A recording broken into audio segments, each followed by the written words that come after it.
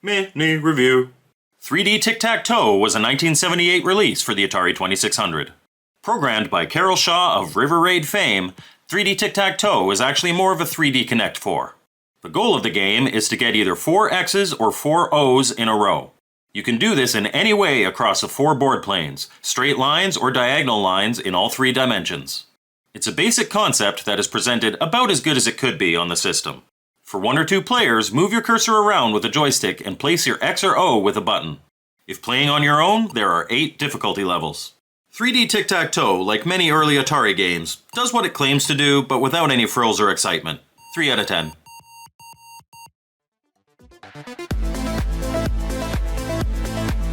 Mini review. Bowling was a 1979 release for the Atari 2600. The video game for alley rats everywhere, bowling is a game for 1 or 2 players that depicts a popular pastime in a side view. If you're expecting super realistic bowling, look elsewhere. Here, you line up your shot and press a button to release. After that, depending on the game mode you're playing, you can change the trajectory of the ball once, twice, or not at all with the joystick. Play 10 frames of 2 shots each to knock down all the pins and get the highest score you can. Despite not being accurate to its source material, bowling is surprisingly fun and can be quite competitive in 2-player mode. 6 out of 10.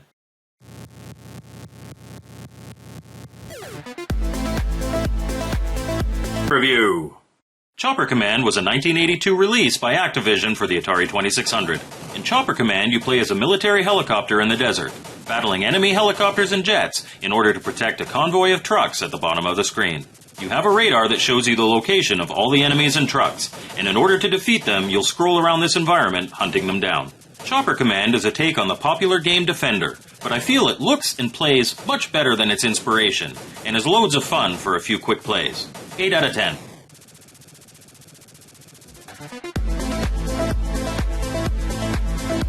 It's a mini review! Combat was the 1977 release for the Atari 2600. One of the launch titles for the legendary system, Combat was a simple game for 2 players that was also used as a pack-in title with the purchase of a new console. In Combat, you and a friend compete to destroy each other in a one-on-one battle. Whoever shoots the other one more times by the end of the time limit wins. The Game Select switch rotates between a variety of game modes, the most significant being the option to play as tanks, biplanes, or jets. In all modes, the button shoots. In tank and jet modes, you steer by moving the joystick left and right to rotate your vehicle and move up to drive forward or boost, respectively. In biplane mode, you pull up or dive by moving the joystick up and down. Combat is an absolute classic that's still good for a few games with a friend here and there. It's helped by the variety of game modes as well. 5 out of 10. Mini review. Dodge'em was a 1980 release for the Atari 2600. In this one-on-one game, you take turns playing as a car, either trying to collect all the pellets on the screen, or another car trying to stop your opponent by crashing into them. The playfield is divided into 3 rings of pellets with gaps on all 4 sides. Use the gaps to change lanes to either avoid or collide with the other car. Pressing the button gives you a speed boost that you can use to try and outmaneuver your opponent. Each pellet the collecting car gets gives them a point. If you collect all the pellets on the screen, you get a victory flash and you can continue playing for more points. Keep playing until each player has had equal turns and the game ends. Highest score wins.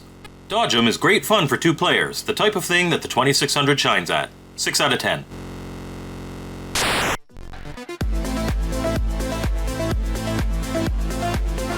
Time for a mini review!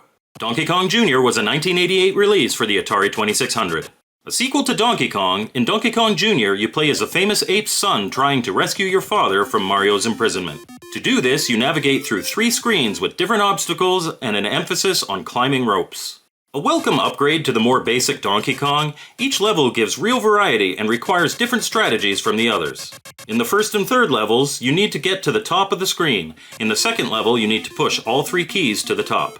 I remember my brother getting this one for his birthday, likely the last 2600 game we bought in the system's original lifespan. I also remember it looking a lot better than this. Nostalgia goggles can be a crazy thing. It's still fun to play though. 6 out of 10.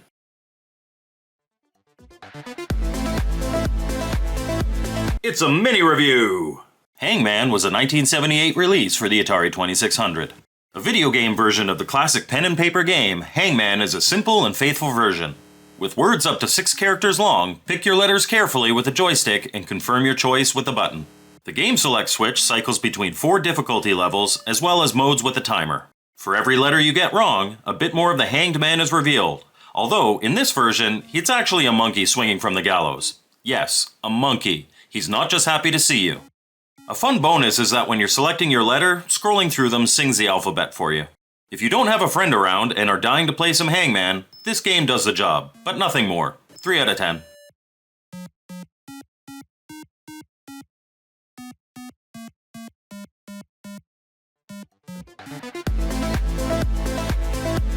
Mini Review! Jungle Hunt was a 1983 release for the Atari 2600. A port of the arcade game by Taito of Space Invaders fame, in Jungle Hunt you play as Sir Dudley on an adventure to save your wife, Lady Penelope. You do this by traversing through 4 stages. The first stage has you jumping between vines. Simply time your jumps and press a button at the right time. The second stage has you swimming in a river full of crocodiles. You can stab them with your knife for extra points, or you can just swim around them. Make sure to watch your oxygen level on the right and surface when you need air. In stage 3, you dodge incoming boulders of different sizes, having to time your jumps perfectly. Last but not least is another jumping stage, this time over dangerous cannibals. Pass these guys and you rescue your lady, only to start all over again. I always got Pitfall vibes from this game, but I think the variation of stages in this one gives it a slight edge for me. 7 out of 10. Mini Review! Outlaw was a 1978 release for the Atari 2600. An absolute classic by David Crane, in Outlaw you play as a gunslinger in either a one-on-one battle against a friend or in single-player modes shooting targets. The joystick moves you and the button shoots. Different game modes include both static, moving, and destructible terrain, ammo restrictions, and the speed of your player. There's enough variety here to keep you and a friend occupied for a while, and at moments the fights can be downright hilarious. I definitely recommend playing this 2-player. Another 6 out of 10 here.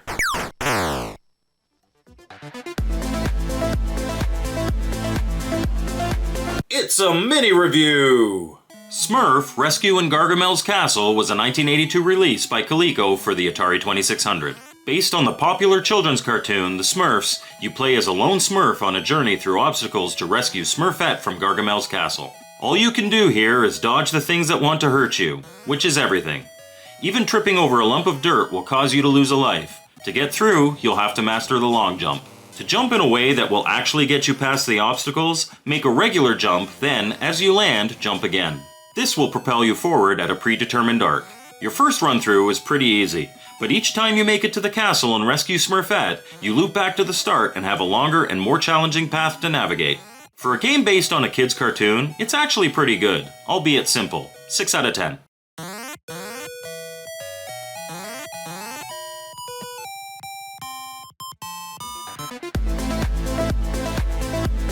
Mini Review! Space War was a 1978 release for the Atari 2600. A port of Atari's first arcade game, Computer Space, which itself was a port of the 1962 Space War pits you as a spaceship against another spaceship in a one-on-one battle to the death. Your ship controls much like it does in Asteroids, where moving left and right on the joystick rotates you, and pressing up gives you a forward thrust. Pressing the button shoots. Your ship has limited ammunition, but will reload once your opponent runs out of ammunition as well. Different game modes provide slight differences to gameplay, including a planet in the middle of the screen that has gravity and can destroy your ship. There's also one-player game modes for when you don't have a friend around. Space War is fun for a few games with a friend, but it gets old pretty quick. I liken it to playing combat in space. 6 out of 10. Hello, Mini Review! Surround was a 1977 release for the Atari 2600. Another launch title for the VCS, Surround is a snake game for 2 players. Guide your square across the screen, leaving a trail behind you in an attempt to make your opponent crash into a wall. Game modes vary between the classic straightforward game and all the way to speed variations and diagonal movement. You can even play where pressing the button doesn't leave a line behind you when you move. In its snake mode though, Surround punches way above its weight in fun. Against a friend, I always like to pretend like I'm driving a light cycle from Tron. 7 out of 10.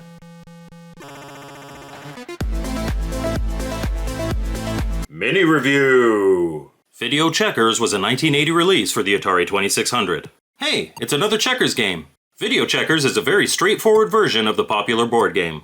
Move your checkers diagonally to jump over your opponents in an attempt to eliminate all their pieces. This is much more plain looking than checkers from Activision, and it suffers from the same blank screen problem while the computer makes its move. Really not much to say here aside from, yes, you can play checkers with it.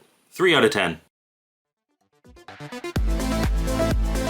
Mini Review!